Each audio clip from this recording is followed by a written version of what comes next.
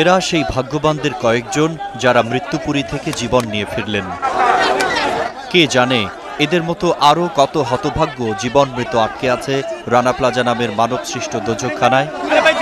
আর এরা সেই সব কপাল পোড়া মানুষ মারা যাবার প্রায় 100 ঘন্টা পরেও যাদের কংক্রিটের চাপা থেকে বের করা যায়নি। পাশের একটি ভবনের দেয়াল ভেঙে শুক্রবার যখন ধ্বংসস্তূপের একটি অংশে যান উদ্ধারকর্মীরা, তখন সেখানে দেখা মেলে ডজনেরও বেশি এমন ঝুলন্ত লাশ। তাদের আশপাশে আরও মৃতদেহ রয়েছে বলে ধারণা করছেন উদ্ধারকর্মীরা। সেখান থেকে 2 পুলিশ সদস্য সহ জীবিত উদ্ধার করা হয় বেশ কয়েকজনকে। 3 দিন ধরে এভাবেই হতভাগাদের নিথর দেহ ধ্বংসস্তূপ থেকে বের করার চেষ্টা চলছে। সময়ের সাথে সাথে চাপা পড়া অনেক মরদেহ পৌঁছতে শুরু করেছে।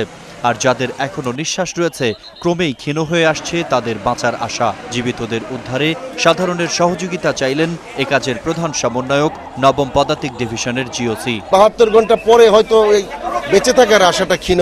আমরা এখানে একটা ইভেন কি মৃতদেহ থাকার সন্দেহ থাকলেও আমরা থাকবো, আমরা এখান থেকে যাচ্ছি না।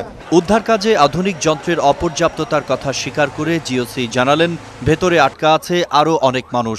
বললেন, উদ্ধারকারী ইউনিটগুলো একটানা কাজ করতে পারছে না লাশের গন্ধে। এদিকে অপেক্ষার প্রহর যেন শেষ হয় না স্বজনহারাদের। শোকার্তরা বুকে পাথর চেপে ছবি হাতে খুঁজে ফিরছেন আপনজনকে। বোন ভাই বোন দুজনই হারাইছে, দুজনে পাইতেছি না কেউ রে। চাকরি করে এখানে জানি না, নাম্বারও জানি না, মোবাইল নাম্বারও নেই। উদ্ধার কাজে বিলম্বের কারণ কিংবা যান্ত্রিক অপর্যাপ্ততা কিছুই বুঝতে চান না তারা। সেজন্য আইন শৃঙ্খলা বাহিনীর সাথে সংঘর্ষও হয়েছে। তৃতীয় দিনেও ধ্বংসস্তূপের আশপাশে ভিড় করে হাজারো মানুষ। স্থানীয় সরকার প্রতিমন্ত্রী, রাজনীতিবিদ সহ বিভিন্ন সংগঠনের প্রতিনিধিরা উদ্ধার কাজের খোঁজখবর নেন। ইতিহাসের সবচেয়ে বড় এই ভবনধস ট্র্যাজেডি হয় বুধবার। কেড়ে নেয় 3 শতাধিক প্রাণ, শারীরিক ও পারিবারিকভাবে নিঃস্ব করে যায় কয়েক হাজার মানুষকে।